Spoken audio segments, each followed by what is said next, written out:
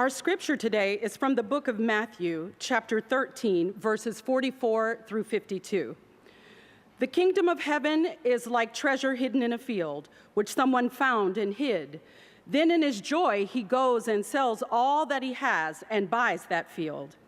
Again, the kingdom of heaven is like a merchant in search of fine pearls. On finding one pearl of great value, he went out and sold all that he had and bought it. Again, the kingdom of heaven is like a net that was thrown into the sea and caught fish of every kind. When it was full, they drew it ashore, sat down, and put the good into baskets, but threw out the bad. So it will be at the end of the age. The angels will come out and separate the evil from the righteous and throw them into the furnace of fire, where there will be weeping and gnashing of teeth. Have you understood all this? They answered, yes. And he said to them, therefore, every scribe who has been trained for the kingdom of heaven is like the master of a household who brings out of his treasure what is new and what is old. This is the word of the Lord. Well, several years ago, I read an article about Terry Herbert.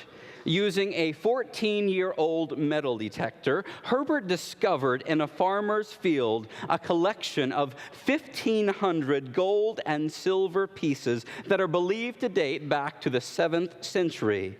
The estimated value is easily a 7-figure sum. Herbert concluded one interview by saying, stuff like this is still in the ground. Is there anything better than this to be found? I think there's probably something inside of all of us that loves a good treasure hunt. The treasure of pirates, sunken treasure ships, treasure chests, and maps where X marks the spot are the stuff of legends and good fiction. I think that when we hear or read a story about hidden treasure, the adrenaline starts to rush through our veins and we get excited about all of the possibilities. You've probably seen a movie which at the end of a search, a key is carefully inserted in the treasure chest lock and the lock clicks, and usually a dirty and dusty treasure hunter carefully lifts the lid to find it full of ancient gold coins and diamonds and rubies and sapphires and pearls. And then as the camera pans out, there is usually a hug or a triumphant yell or some other signal that it was worth it all along. The treasure was real, and all of the hardship to go at it this long way was worth it in the end. You see, stories of treasure, lost or found, excite us, and they captivate our imaginations. And this is nothing new. You see, more than 100 years before Jesus was born, a Jewish writer put it like this: wealth and wages make life sweet, but better than either is finding treasure. And so when Jesus tells stories about finding treasure, I think those in the crowd would have leaned forward to listen. In Matthew chapter 13, verses 44 through 46, Jesus begins by saying, the kingdom of heaven is like a treasure hidden in a field, which someone found and hid. Then in his joy, he goes and sells all that he has and buys that field. Again, the kingdom of heaven is like a merchant in search of fine pearls. On finding one pearl of great value, he went and sold all that he had and bought it. In just 3 quick verses, Jesus tells 2 parables that speak to the heart of what it means to align our priorities with God's priorities. In many ways, these 2 stories are alike. Both parables have the same 5 elements, and everything takes place in the same order. And there is a reference to something valuable. There's a moment of discovery, a leaving and a selling of everything in order to buy something of matchless value. The first parable details how one man discovered a great treasure that was buried in a field. And we don't know how he stumbles upon it. We don't know if he saw a glimmer through the sun or if he kicked an out-of-place rock aside to reveal what was underneath. All we know is that he found treasure. And as quickly as he finds this treasure, he puts it back into its place. I think that sometimes it can be easy for us to get bogged down with modern questions when it comes to ancient stories. I've heard people ask, even this morning, wasn't it unethical for the man to not tell whoever owned the land about what was buried in it? It was several years ago, before our children were born, that I found a $20 bill in an aisle at Target. And I did perhaps what many of you have done. Out of the corner of my eye, as I was reaching down, I looked to my left and I looked to my right. I looked all around, and not seeing anyone, I put the $20 bill in my pocket. In what followed, though, my wife activated my conscience with a two-pronged approach. At first, she said this, well, what if that was some little boy's 20 that he had been saving? And then the real kicker, when we have kids someday, what kind of lesson would you want to teach our son or daughter? My head went down, and I walked to the front, and I surrendered the 20. And so if you're thinking about this man who finds this treasure in someone else's field, we might say, shouldn't he notify the owner? I think this is a good contemporary question, and yet, as several commentators point out, to the audience that was listening to this parable, if the man had acted differently, the crowd would have considered him foolish at best. The point is that he has found a great treasure, and as a result, the reader expects him to do whatever it takes to obtain it. Well, first, he buries it right back where it was. And note how he doesn't just take the treasure without first buying the land. I guess you could say the ethical line in the story is that it wasn't his yet for the taking. And as a side note, the point is made that just because the treasure is still there after he buys the land, this means that seemingly whoever owned the property previously didn't seem to know what was there in the first place. We are to assume that the original owner is long gone. It reads like a story of digging up ancient treasure. And so this man goes back home, and he pools everything that he has, and he spends it all, and he buys the land. And did you catch how he joyfully sells everything that he has to obtain in order to obtain the hidden treasure? And this is an enthusiastic and wholehearted choice. He doesn't sell everything he has out of obligation, out of guilt, or out of peer pressure, but instead out of delight. As this first story comes to a close, we are left with a picture of this man with a deed in his back pocket and a shovel in his hands and a smile on his face as he's digging up the treasure. You see, he had given everything for this, and it was worth it. I like how one Matthew commentator, John Nolan, puts it when he writes, ownership of the field required a total reordering of priorities. By the end of this first parable, I think we're already starting to ask the question, what is Jesus really trying to say with this story? And see, already Jesus had said that God's kingdom is like this story. That is to say, pursuing a godly way of life is like finding a great treasure. It's worth it to give all that you have and all that you are in order to obtain it for yourself. Preacher and scholar Tom Long observes that in this parable, the discovery of the treasure was something that was a dazzling and unexpected event. And see, in this first parable, something good was stumbled upon, and it was seen to be good. And toward this end, I'm reminded that sometimes we find our way to God, or maybe we find our way back to God in ways that are shocking or even surprising. Maybe that was your story. Perhaps it was a display of kindness or generosity or love when you had your sights focused on another path altogether. Whether that's your story or not, I think this is an important reminder that the people of God should always be characterized by kindness, gentleness, and self-control, because you never know when someone else's path might intersect with yours.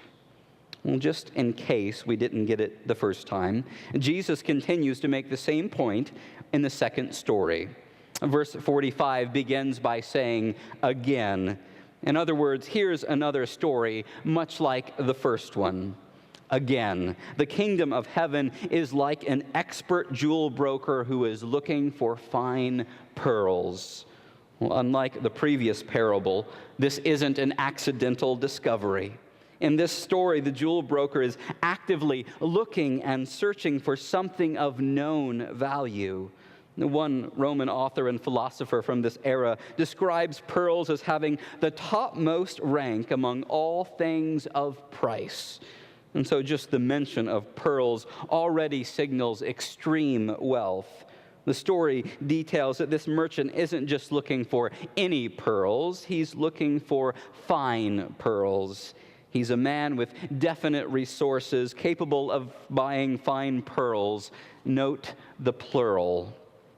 As the story goes on, we learn that just as he is going about his normal, everyday routine, he finds one pearl that is unlike any other that he has ever encountered before.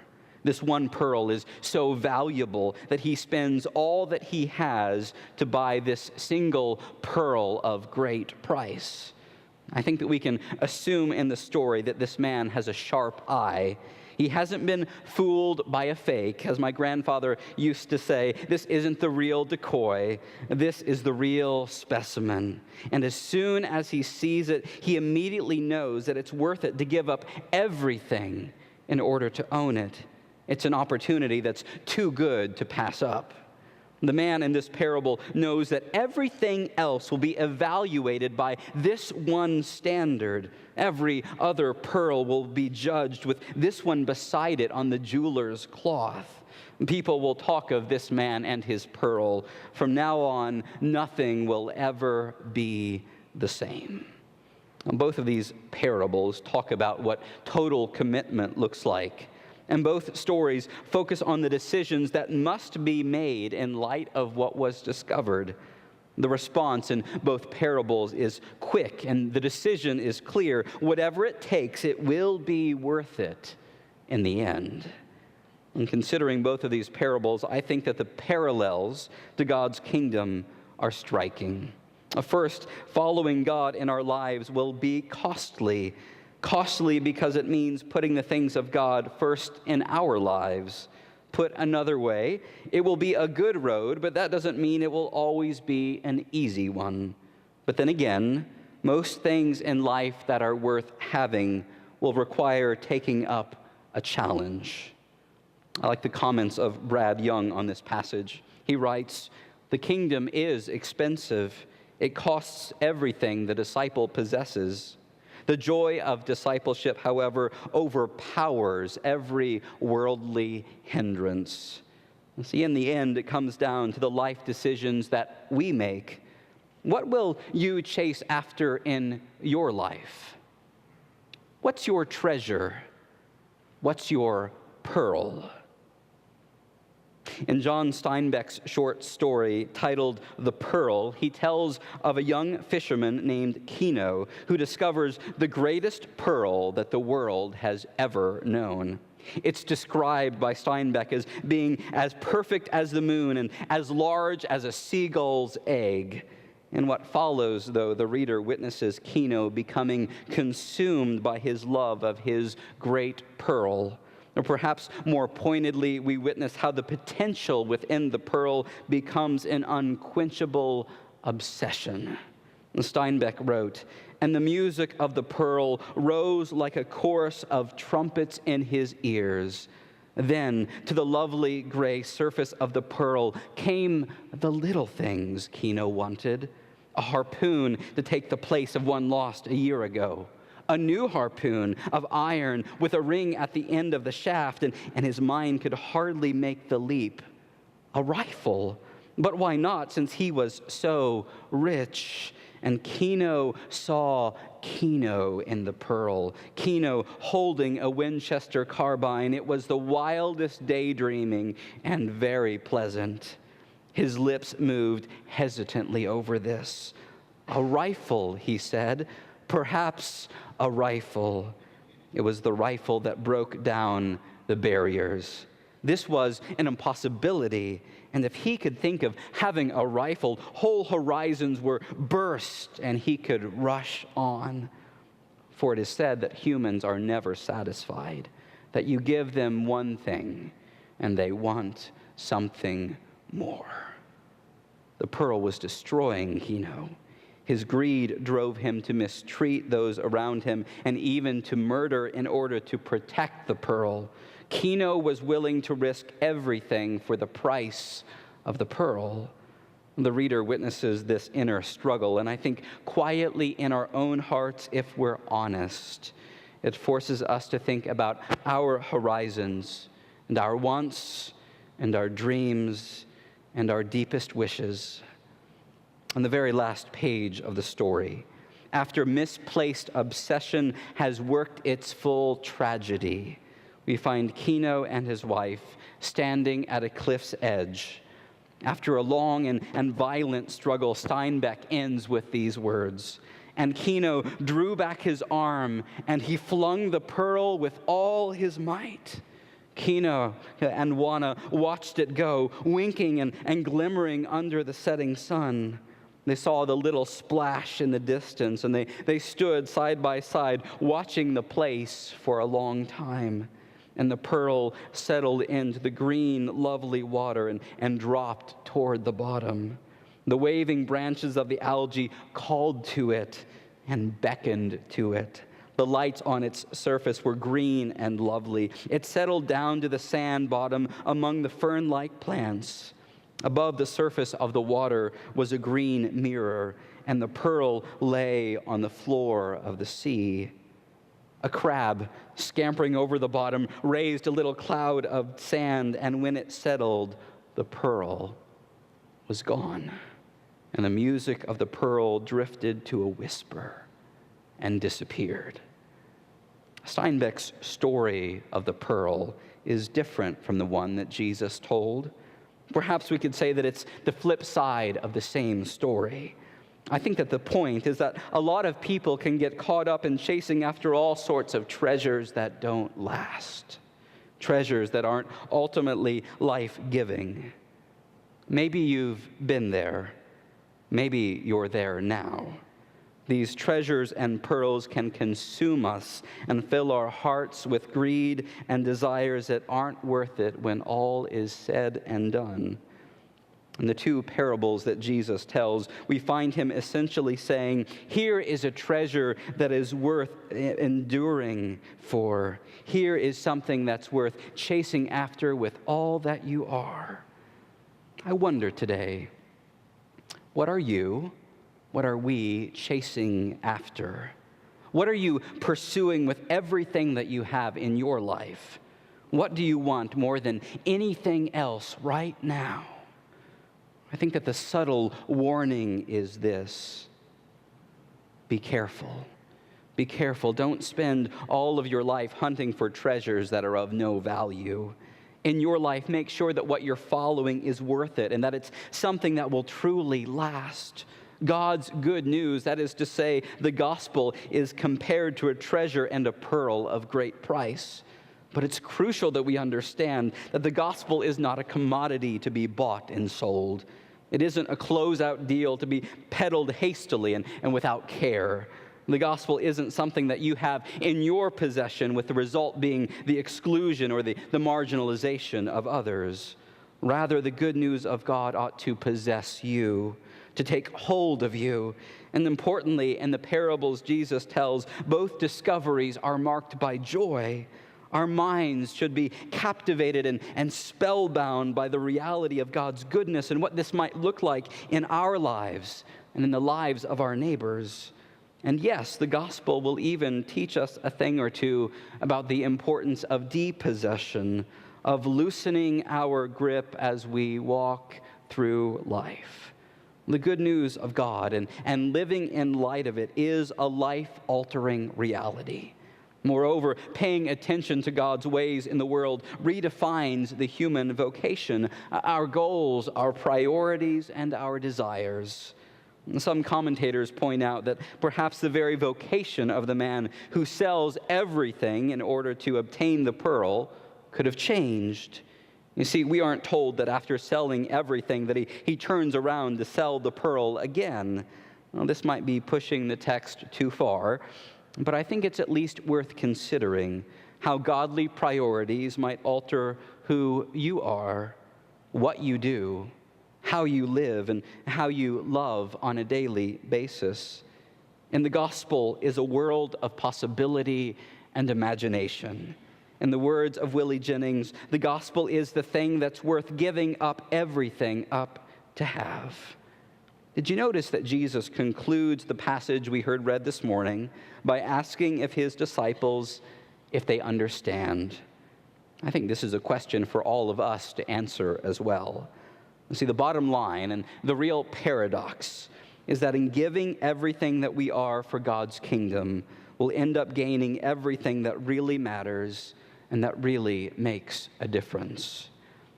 I'd like to close this morning with the words of Annie Dillard. What she says about the writing life seems equally true for the Christian life. She writes, "One of the things that I know about writing is this: spend it all, shoot it, play it, lose it all, right away, every time. Do not hoard what seems good for a later place in the book or for another book. Give it all, give it now. The impulse to save something good for a better place later is the signal to spend it now." My friends, may you spend it all, and may you spend it now on the things that truly matter.